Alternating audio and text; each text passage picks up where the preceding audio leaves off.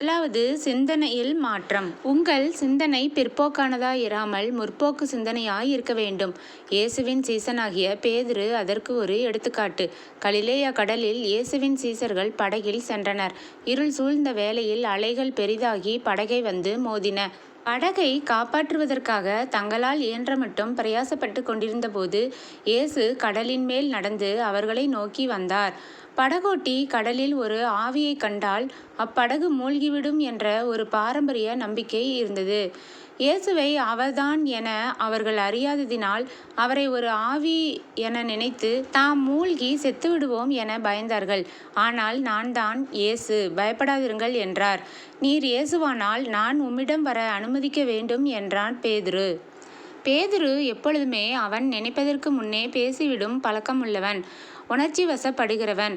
ஆனால் அவனுக்கு துணிச்சல் இருந்தது. எனவே ஆண்டவர் பயன்படுத்தினார். இயேசு அவனை வரும்படி சொன்னார். இக்கட்டளையை அவன் பெற்றுக்கொண்டதுமே அவனது சிந்தனை புதுப்பிக்கப்பட்டது. மனித முறையாய் சொன்னால் பேதுரு தண்ணீரில் நடக்கவில்லை. இயேசுவின் வார்த்தையை ஏற்றுக்கொண்டதும் உடனே அவன் தன் சிந்தனையை புதுப்பித்தான், முற்போக்காய் சிந்தித்தான். பேதுரு தன்னால் தண்ணீரின் மேல் நடக்க முடியும் என நம்பவில்லை. ஆனால் சிந்தனையை முற்றிலும் புதுப்பித்து கொண்டு தண்ணீரின் மேல் நடப்பதாக சிந்தித்து பார்த்து அதன்படியே படகிலிருந்து இறங்கி தண்ணீரின் மேல் நடந்தான். புதுப்பிக்கப்பட்ட மனதில் அற்புதங்கள் தொடர்கின்றன. ஆனால் அவன் சுற்றிலும் பார்த்தபோது, இருளையும் வலிய அலைகளையும் பார்த்தபோது பயந்து மனதிலே பழைய நிலைக்கு திரும்பிவிட்டான். நான் மனிதன்தானே, எப்படி தண்ணீரில் நடக்க முடியும்? நான் மீனும் அல்ல, ஆனால் நடக்கிறேன். இது சாத்தியமானதும் அல்ல, இது தவறானது. என்னால் தண்ணீரின் மேல் நடக்க முடியாதே என்று அவன் நினைத்தபோது அவனது சிந்தனையே மாறிவிட்டது. உடனே அவன் மூழ்கத் துவங்கினான். ரேமாவை பெற்றுக்கொண்டு சிந்தனையை புதுப்பித்ததால் பேதுரு தண்ணீரின் மேல் நடந்தான். அவிசுவாசப்பட்டு சிந்தனையை மாற்றிக்கொண்ட போதோ மூழ்கினான். எனவேதான் நாம் நமது சிந்தனையை புதுப்பித்து நேர்மறையானதை சிந்திக்க வேண்டுமென சொல்லுகிறேன். நினைவுகள் முக்கியமானவைகள். எனவே உங்கள் சிந்தனையை புதுப்பிக்க தவறாதிருங்கள். உங்கள் நினைவுகள் எல்லாம் நேர்மறையானதாக முன்னோக்கி இருக்கட்டும். தேவன் ஒளியாய் இருக்கிறார், அவரில் எவ்வளவேனும் இருள் இல்லை. உங்கள் சிந்தனையை தேவ வசனத்தால் நிரப்புங்கள். வேத வசனத்தை நீங்கள் மேய்ந்து கொள்ளும் போது நீங்கள் உங்கள் பழைய பாரம்பரியத்துக்கு திரும்பாதபடி எச்சரிக்கையாயிருங்கள். அநேகர் பாரம்பரியத்திற்கும் புராண கதைகளுக்கும் திரும்பிவிட்டதால் அவர்கள் மூலமாக தேவன் செய்ய விரும்பிய பெரிய காரியங்களை அவரால் செய்யக்கூடாமல் போயிற்று. தேவ வார்த்தையை புரட்சிகரமாக ஏற்றுக்கொண்டு உங்கள் சிந்தனையை புதுப்பித்தால் உங்கள் நிலைமைக்கும் அப்பாற்பட்ட உயர்வு பெறுவீர்கள், அற்புதம் பெறுவீர்கள். இரண்டாவது, அற்புதங்களை எதிர்பார்த்தல். உங்கள் சிந்தனைகளை முற்போக்குடையவைகளாக மாற்றின பின் அடுத்ததாக அற்புதங்களை எதிர்பார்த்து பழக வேண்டும். இயேசு கிறிஸ்துவின் சீடர்களிடம் இது காணப்பட்டது. ஒருமுறை வனாந்தரத்தில் 5000 ஆண்கள் அவரை பின்தொடர்ந்தனர். அவர்களுடன் மனைவி, மக்கள் என 15,000 பேர். ஆக மொத்தம் ஏறத்தாழ 20,000 பேர் இருந்திருக்க கூடும். மாலையில் அவர்கள் பசியாய் இருந்தனர். இருளும் குளிரும் நிறைந்த அப்பொழுதில் அவர்கள் தங்கள் வீடு நோக்கி நகரத் தொடங்கினர்.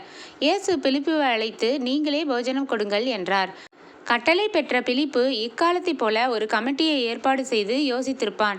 அக்குழுவின் தலைவனான அவன், நமது ஆண்டவர் 20,000 பேரை போஷிக்க சொல்லி கட்டளை கொடுத்து விட்டார். உத்தரவாதம் நம்மீது. உங்களுக்கு ஏதாவது யோசனை தெரிகிறதா என கேட்டிருப்பான். அவர்களில் ஒருவன், நாம் வனாந்தரத்தில் இருக்கிறோம், எருசலேம் வெகு தொலைவில் இருக்கிறது, இது நடத்த இயலாத காரியம் என்றான். நானும் அப்படித்தான் நினைக்கிறேன் என்றார் பிலிப்பு. மற்றொருவன், தலைவரே, நம்மிடம் போதுமான பணம் இருக்கிறதா? 200 பணம் இருந்தால் அரைகுறை ஆகாரமாவது வாங்கி கொடுக்கலாம். பணம் இருக்கிறதா என்கிறான். இல்லை தலைவரே, ஒரு ரொட்டி கடையில் இத்தனை பேருக்கும் ரொட்டி வாங்க முடியுமா? இங்கே ரொட்டி கடை எதுவும் இருப்பதாக தெரியவில்லை. அப்படியே இருந்தாலும் எல்லாருக்கும் அப்பம் தயாரிக்க சில வாரங்களாவது ஆகும் இல்லையா? ஆமாம், இப்பொழுது மிகவும் பிந்திவிட்டது. அவர்களையே அனுப்பி ஆகாரம் எங்கே கிடைக்கிறது என தேட சொல்லலாமா என்றான். கமிட்டி கூட்டம் முடிந்தது. அவர்கள் சேகரித்த தகவல் எல்லாம் எதிர்மறையானது. இயலாமையையே பிரதிபலித்தார்கள்.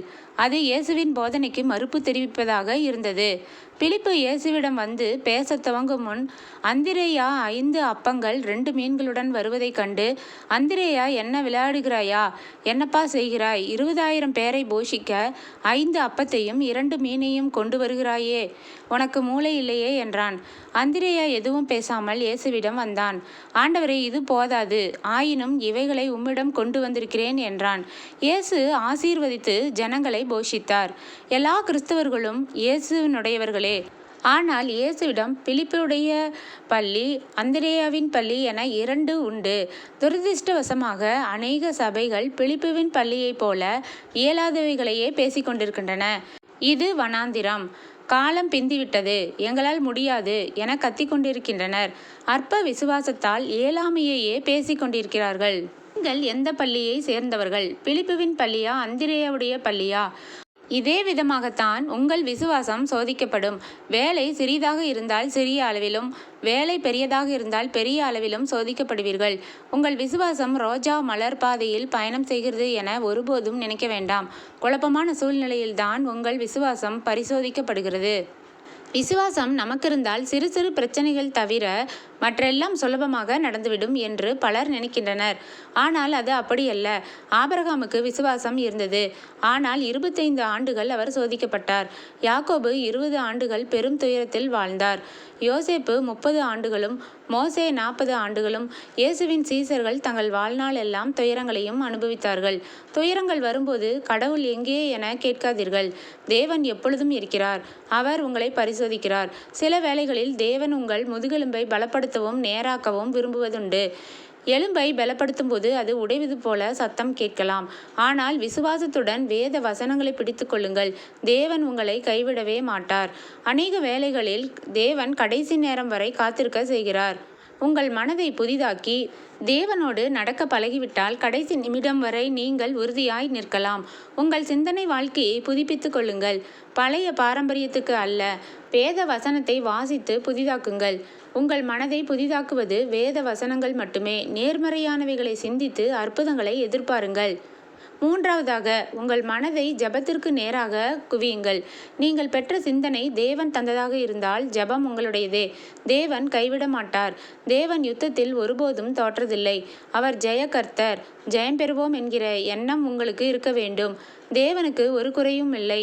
நீங்கள் எதிலும் குறைவற்றவர்கள் என்கிற எண்ணம் உங்களுடன் இருக்க வேண்டும். இந்த எண்ணம் மிக முக்கியமானது. சுய தாழ்ச்சி, வறுமை, வியாதி, தோல்வியாகிய சிந்தனை உங்களுக்குள் இருந்தால் தேவன் கிரியை செய்ய இயலாது. தேவன் உங்களுக்கு உதவுகிறவர். அவரே உங்கள் நிறைவு. அவரே உங்களது மேன்மையும் வெற்றியுமாக இருக்கிறார். இருவர் ஒருமனப்பட்டிராவிட்டால் எப்படி இணைந்து வேலை செய்ய முடியும்? தேவனோடு நடந்து கிரியை செய்ய வேண்டுமானால் உங்களுக்கு அவருடன் இணைந்த எண்ணம் அல்லது மனநிலை வேண்டும். உங்கள் மனதை புதிதாக்குங்கள். வெற்றி, நிறைவு இவைகளை பற்றியே சிந்தியுங்கள். உங்கள் சிந்தனை வாழ்க்கை புதுப்பிக்கப்பட்டுவிட்டால் நீங்கள் ரேமாவை பெற்றுவிடுவீர்கள். ஜெபத்தால் விசுவாசத்தை வளமாக்குங்கள். விசுவாசத்தால் உயர்த்தப்படுவீர்கள். இயேசு கிறிஸ்து நேற்றும் இன்றும் என்றும் மாறாதவர். தேவனுடைய வார்த்தை நிறைவேறாமல் அதில் ஒன்றும் கீழே விழுவதில்லை. தேவன் மாறாதவர். நாம் அப்பத்தினால் மட்டுமல்ல, தேவனுடைய வார்த்தையினாலும் பிழைக்கிறோம். நாம் தேவனுடைய பிள்ளைகள். நாம் விசுவாசத்தால் பிழைக்க வேண்டும். கிறிஸ்துவுக்குள் நாம் எல்லாரும் ஒன்றே.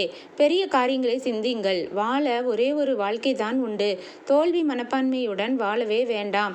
உங்கள் வாழ்க்கை விலையேறப்பெற்றது. நீங்கள் தேவனுடைய நாமத்தினால் இவ்வுலகுக்கு ஏதேனும் கொடுத்தே ஆக வேண்டும். கிறிஸ்து உங்களுக்குள் மகிமையாய் வீற்றிருக்கிறார். கிறிஸ்துவுக்குள் நீங்கள் முடிவில்லாத பொக்கிஷங்களாய் இருக்கிறீர்கள்.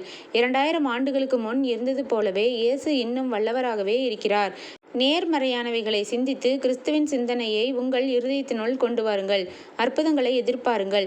சூழ்நிலையின் மேல் ஜெயம் கொள்ளுங்கள். வேத வசனம் உங்கள் நினைவுகளில், சிந்தனைகளில் நிறைந்திருக்கட்டும். பிறகென்ன அற்புதங்கள் நிகழ்வதை காண்பீர்கள். எபேசியர் 3:20 நினைப்பதற்கும் வேண்டிக்கொள்வதற்கும் அதிகமாய் நம்மில் கிரியை செய்கிற வல்லமையின்படியே என வாசிக்கிறோம். இதை நான் நினைத்தல் கேட்டலின் விதி என்கிறேன். ஏதோ கேட்டல் கிடைத்துவிடும் என பலர் நினைக்கிறார்கள். நினைப்பதற்கும் வேண்டிக்கொள்வதற்கும் அதிகமாய் என வேதம் சொல்கிறது. அதாவது ஒன்றை நினைக்க வேண்டும், பின்பு கேட்க வேண்டும். எண்ணத்தை நினைக்கிறீர்கள்? வறுமையையா, வியாதியையா, இயலாமையையா, தோல்வியையா, பின்வாங்குதலையா?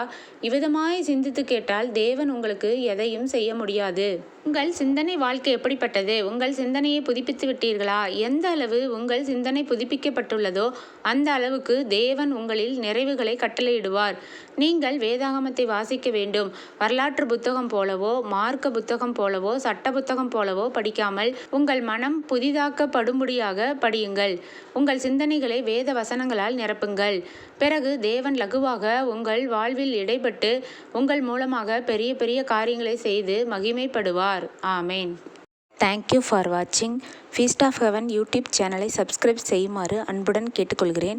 கமெண்ட் எழுத மறவாதீர்கள். உங்களுடைய நண்பர்களுக்கும் ஷேர் செய்யுங்கள். God bless you. ஆமேன்.